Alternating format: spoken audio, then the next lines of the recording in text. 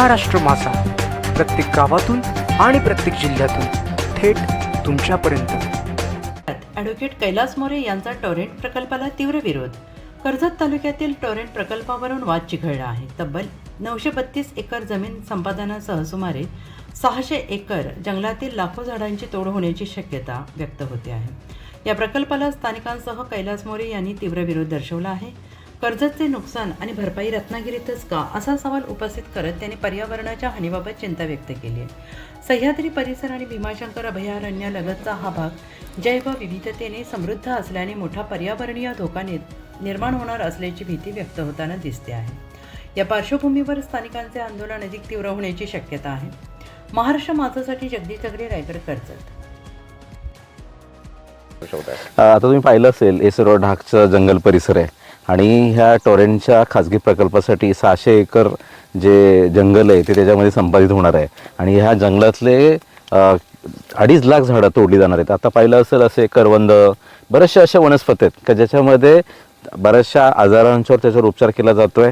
अनेक प्राणीसुद्धा ह्या जंगलामध्ये येतात। आता हे नेहमीची ही जी काही तिथले नेहमी जाणारे, आजसुद्धा इथं एक मोठा कार्यक्रम आहे, त्या कार्यक्रमासाठी अनेक लोक जात आहेत, तर काही ट्रेकरसुद्धा आम्हाला भेटलेले आहेत। तर इतकं चांगलं एक भौगोलिक क्षेत्र वातावरण आहे आणि ते उद्ध्वस्त करण्याचं जे षडयंत्र आहे या टॉरेंटच्या माध्यमातून उभं राहिलेलं आहे। आणि आपण आता पाहिलं असेल का ह्या 600 एकरच्या जंगलासाठी खेडला जागा दिलेली आहे। आता इथली हवा, इथले प्राणी, इथले वनस्पती आणि इथले जे आदिवासी बांधव आहेत यांची संस्कृती आहे किंवा ह्यांच्या ज्या वापरातल्या ज्या जागा आहेत त्या जागा कशा तिकडे पाठवणार हा मोठा प्रश्न पडलेला आहे। म्हणजे कर्जची हवा काय ॲमेझॉनने ट्रान्सफर करणार आहेत का? आणि पुन्हा इथले जे 100 वर्षाची जी जंगलं आहेत किंवा 100 वर्षापूर्वीची जी झाडं आहेत ती झाडं तिथं आर्टिफिशियल पद्धतीने प्लांटेशन करून ती 5 वर्षात कशी काय उभी राहतील?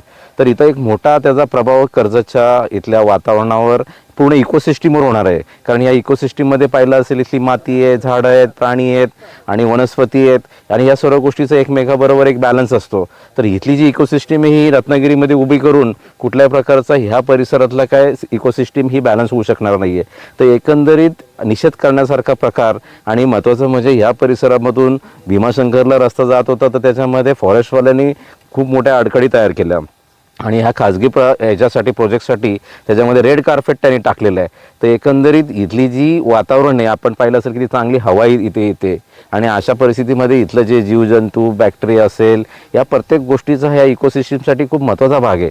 आता बरेचसे चर्चा केल्यानंतर इथले जे आदिवासी बांधव आहेत, डोंगरातल्या काही पावसामधल्या चिंबोऱ्या असतात किंवा नदीमधले मासे असतात, वनस्पती असतात, लाकडं असतात, ह्यांच्यावर त्यांचा पूर्ण उदरनिर्वाह चालतो। तर अशा प्रकारे जर जंगल उद्ध्वस्त केलं तर त्यांचा पुनर्वसन तुम्ही कसं करणार आहेत याच्या संदर्भातली कुठली भूमिका आतापर्यंत प्रशासनाने किंवा टॉरेंटने जाहीर केलेली नाही आहे।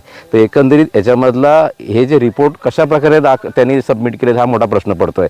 एन्व्हायरमेंटल जो एक त्याच्यामधला जो रिपोर्ट असतो, इम्पॅक्ट असेसमेंट, नंतर सोशल इम्पॅक्ट असेसमेंट, तर याचे रिपोर्ट कुठल्याही प्रकारचे जाहीर केलेले नाही आहेत। हा प्रोजेक्ट कशा प्रकारे चांगला आहे या संदर्भातली सुद्धा कर्जतकरांना कुठल्याही प्रकारे माहिती दिलेली नाही आहे।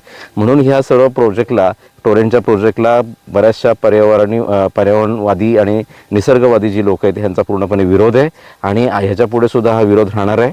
आणि या संदर्भातला सर्व नागरिकांनी एकत्र येऊन लवकरच आम्ही ग्रीन ट्रिब्युनल आणि मुंबई उच्च न्यायालयामध्ये याच्यामध्ये याचिका दाखल करण्यासंदर्भातली एक मोठी मुवमेंट आम्ही सुरू केलेली आहे। महाराष्ट्र माझाला सबस्क्राईब करा आणि बाजूचा बेल आयकॉन प्रेस करून मिळवा आपल्या परिसरातील ठळक आणि ताज्या घडामोडी।